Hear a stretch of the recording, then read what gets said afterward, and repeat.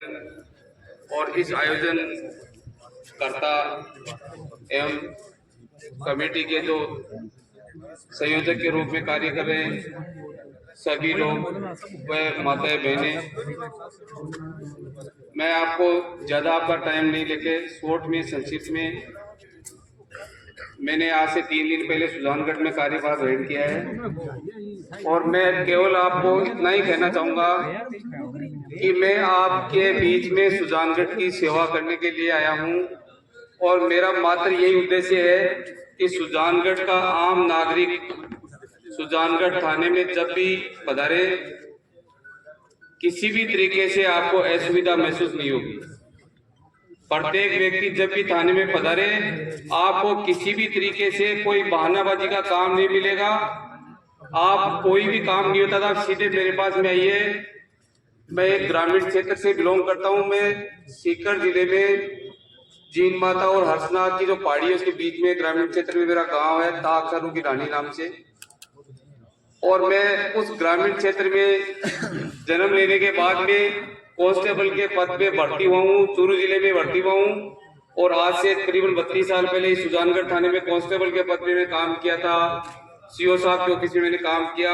और मैंने कांस्टेबल से हेड कांस्टेबल बना, एएसआई बना, सब इंस्पेक्टर बना, इंस्पेक्टर बना और वर्ष 2017 में इंस्पेक्टर बना। अभी मेरी 8 साल की सर्विस और आगे शेष है। मैं आपको इतना ही कहना चाहूंगा कि रात के समय में मैं 3 दिन से कंटिन्यू, आपको पता नहीं होगा लेकिन मैंने शायद करीब मोहल्ला और जो आपके घर है उनके बाहर से जाके देखा कि सुजानगढ़ का आम नागरिक किस तरीके से रह रहा है, किस तरीके से उनकी सुविधा कर सकते हैं, कैसे उनकी सेफ्टी होगी, आने जाने वाले राहगीर को किस तरीके से असुविधा हो रही है उसका अपने क्या समाधान कर सकते हैं। लेकिन उनमें मेरे को थोड़ी सी आपके सहयोग की आवश्यकता है। इतना ही है कि रात को 10 बजे बाद में कोई भी दुकान या कोई ठेला खड़ी मुझे मार्केट में नहीं मिली। उसका कारण है कि रात के समय में कोई शराबी आएगा तो ठेले पे वो शराब पिएगा, जाते समय कोई से मारपीट करेगा, पैसे छीनेगा या कोई ऐसी हरकत करेगा। इसके अलावा स्कूल पे जो मेरी परिवार के सदस्य मान लो, चाहे कोई मेरे दोस्त की बच्ची मान लो, कोई भी मान लो, लेकिन मैं चाहूंगा कि आपका कोई बच्चा इस तरीके से स्कूल परिसर के बाहर मुझे 200 मीटर के दायरे में किसी ऐसी एक्टिविटीज में पाया जाएगा तो मैं आपसे पहले ही कह रहा हूँ इस बात के लिए कि पूरी तरह से इंश्योर कर ले कि स्कूल परिसर के बाहर मुझे खड़ा मिल गया तो जो कानूनी कार्रवाई होगी वो तो होगी, लेकिन बाजार में आपकी इज्जत में भी ठेस पहुंचेगी। इसलिए कह रहा हूँ कि पहले से ही उनको समझा दें कि स्कूल परिसर में पढ़ने के मकसद से ही जाए केवल, उसके अलावा उस परिसर के बाहर किसी भी तरीके से खड़ा पाया गया तो जिस तरह की है कि उसकी एक्टिविटीज होगी वो आपको देखने को मिलेगी। फिर आप थाने बताएंगे या फोन करेंगे तो उससे कोई अर्थ नहीं निकलने वाला बाद में। लेकिन रात को 8 बजे के बाद में कोई भी ठेका अगर सुजानगढ़ में खुला पाया आपको दिख जाए उसका फोटो लेके मुझे आप भेज सकते हैं कैसा आप ये ठेका, और मैं उसके सामने खड़ा हूं खुला है 8 बजे से 5 मिनट बाद में भी मुझे आप व्हाट्सएप कर सकते हैं कैसा ये ठेका खुला है, शटर आपके मैं फोटो भेज रहा हूँ, 5 मिनट बाद में भी मिल जाए तो मुझे कॉल करना आप। इसके अलावा मुझे फोन करोगे तो मैं आपको विश्वास दिलाना चाहता हूं कि सुजानगढ़ की मेरी जो एरिया है उसमें 20 से 25 मिनट में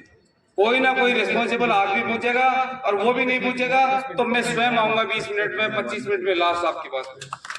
बहुत बढ़िया। एक आप किसी के माध्यम से किसी की सिफारिश को नहीं लेके सीधे जो आपकी घटना है, जो आपकी पीड़ा है, आप मुझे सीधे आके कहते साहब मेरी ये घटना हुई है, मैं एफआईआर दर्ज करवाना चाहता हूँ। आप किसी एडवोकेट, किसी न्यायालय या किसी एजेंट, दलाल किसी के चक्कर में नहीं, सीधे आप मेरे पास में कि साहब अगर सुजानगढ़ का प्रत्येक नागरिक ये विश्वास करता है तो मेरे पास मैं विश्वास करूंगा। मैं 3 दिन में एक सिंगल बंदे को भी कागज को ये नहीं कहा कि आप 20 मिनट बैठो या आप आधा घंटे बैठो, आप 2 घंटे बैठो, जो जिस प्रोसेस के लिए मैंने उसको पूरा करके उसकी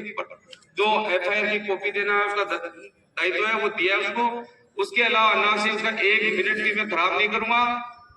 जिस माध्यम से उनका मेडिकल या और कोई अगली फॉर्मेलिटी की जानी है तो उसके लिए भी उसको थाना सुजानगढ़ के चक्कर नहीं लगाना पड़ेगा। उसके अलावा आप अगर आपको लगता है कि मेरे थाने का कोई constable, head constable, ASI, sub inspector अगर अभद्र भाषा का प्रयोग कर रहा आपके साथ में, तो मैं ऐसे परिवार से बिलोंग करता हूं कि मेरा एक बच्चा और एक बच्ची आईआईटी रुड़की में बीटेक फाइनल में है, एक बच्चा मेरा एमबीबीएस डॉक्टर है। इसलिए मैं अपशब्द भाषा का प्रयोग न तो मेरे परिवार में न मैं चाहता। इसलिए मैं आपको ये कहना चाहता हूं कि आप अच्छे से मेरे से जो उम्मीद करते हैं, इस चाहे अतिक्रमण हटाना हो, चाहे किसी अपराधी व्यक्ति के खिलाफ कार्रवाई करनी हो, मैं आज सुबह 4 बजे से सुजानगढ़ में पिछले 10-15 साल में जिन्होंने चोरियां की है, उनके एक एक आदमी को टच करने की कोशिश की है कि किस आदमी ने कितने समय पहले चोरी की थी, आज वो क्या कर रहा है। उसके अलावा जिनको हम लेके आए उनसे कड़ी पूछताछ करेंगे कि उनका क्रियाकलाप क्या है। किसी के पास फोन आता है, कोई धमकी देता है, तो मैं ये कह रहा हूँ कि वो व्यक्ति जिसको धमकी दी है वो एक बार मुझे आके नंबर बता देगा, साहब इस नंबर से धमकी दी है मेरे को, और वो नंबर वाला मैं उस व्यक्ति के सामने लाके दिखा दूंगा। अगर वो विदेश में बैठा है तो विदेश की प्रक्रिया होगी, लेकिन आपके आसपास 10-20-50 किलोमीटर के एरिया में अगर होगा तो हम चाहेंगे 100% वो आपके इस सुजानगढ़ में आने वाले समय में आपको दिखा देंगे कि साहब ये बंदा था जिसने फोन किया था इस नंबर पे। इसके अलावा मैं आपको बताना चाहता हूं कि पूर्व में सुजानगढ़ में जैसा अच्छा कार्य चल रहा है और अच्छे से हो, लेकिन आप एकदम निर्भीक होकर बिल्कुल आप रात को ये नहीं सोचें कि साहब सो गए होंगे, 2 बज गई 4 बज गई कौन उठाएगा क्या। मैं कह रहा हूं मेरे नंबर मैंने सबको दिए हैं, और फिर भी आप और एक बार नोट कर लेना कि मुझे रात को किसी भी समय ये मत सोचना कि सो गए होंगे। मुझे जिस समय फोन करेंगे मैं 15 से 20 मिनट में आपके पास में आऊंगा, मेरा फोन कभी बंद नहीं मिलेगा, किसी भी समय बंद नहीं मिलेगा। और उसके अलावा अगर किसी की कोई साइबर से ठगी हो जाती है, फ्रॉड हो जाता है, तो आधे घंटे में 30 मिनट में अगर आपने मुझे बता दिया कि साहब मेरे खाते से 6 लाख रुपए, 5 लाख रुपए, 50,000 रुपए क्रेडिट हो गया है, डिपोजिट जो भी उल्टा सीधा आदान प्रदान हो गया, अगर मुझे टाइम से आधे घंटे में आपने बता दिया तो मैं 100% विश्वास दिलाना चाहता हूँ कि वो राशि ब्लॉक करवा दूंगा और आपको खाते में वापस रिफंड हो जाएगी। लेकिन आप मुझे तुरंत बताएंगे तब हो जाएगी, आधा घंटे तक क्या उसके खाते से ट्रांजेक्शन हो गया तो फिर तो कोई मतलब नहीं निकलेगा उसका, ताकि आप टाइम से मुझे बता दें आप। और आप ये नहीं सोचें कि साहब 2 बज रहे हैं अभी खाते में पैसे विड्रॉल हो गए, अब मैं फोन करूंगा वो उठाएंगे कि नहीं उठाएंगे। मैं ये कह रहा हूं आप एक बार ट्राई करके देखना, कितनी भी बजे ट्राई करना, मेरे फोन पे दोबारा कॉल करने की जरूरत नहीं पड़ेगी आपको, चाहे कितना ही टाइम हो, आप 1 घंटे करेंगे उसी में मैं फोन उठाऊंगा और आपको रिस्पॉन्स मिलेगा आपको। इसके अलावा आपका कोई भी कार्य हो, लेकिन अतिक्रमण के बारे में मैं आपको कहना चाहूंगा कि व्यापार मंडल से मेरी गुजारिश है कि इस रेलवे स्टेशन से लेकर के और घंटाघर तक दोनों साइड में रोड पे इतना सामान फैलाए रखते हैं, उसके लिए बनाए मेहरबानी करके वो आपकी व्यवस्था है।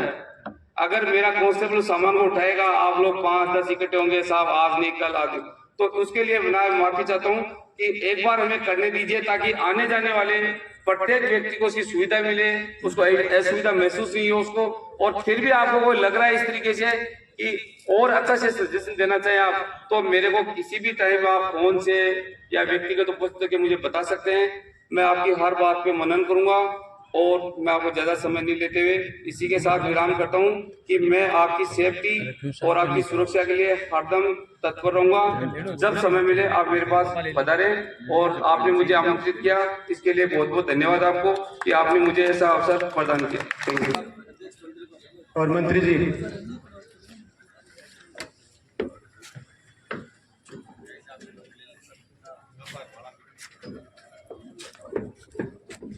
ताराचंद जी रेवाड़, पवन जी सैनी, दीपचंद जी जांगीड़,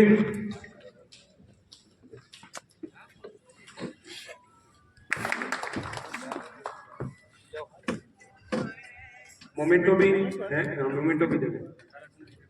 ताराचंद जी।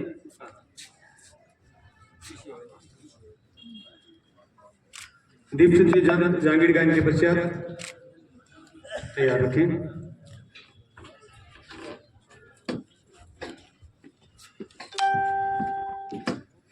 और दिलीप जी प्रजापत किरोड़ी बाल,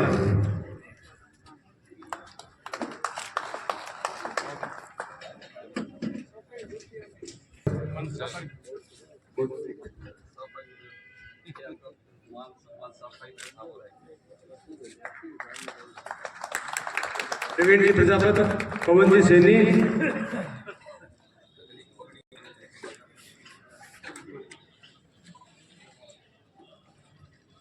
और इसके पश्चात मैं सांस्कृतिक प्रस्तुति के लिए रामलाल सारण को आमंत्रित करूंगा। और अब मैं बताना चाहूंगा कि हमारा कार्यक्रम और फिल्म का शानदार प्रोग्राम, ये भाई बहुत अच्छा शानदार जी का बहुत शानदार गायन प्रस्तुत कर रहा है। बहुत बड़ा प्रोग्राम, अति शानदार प्रोग्राम आज संयुक्त व्यापार मंडल के तत्वाधान में चल रहा है। बहुत सुंदर, बहुत गजब का प्रोग्राम, बहुत गजब का प्रोग्राम यहाँ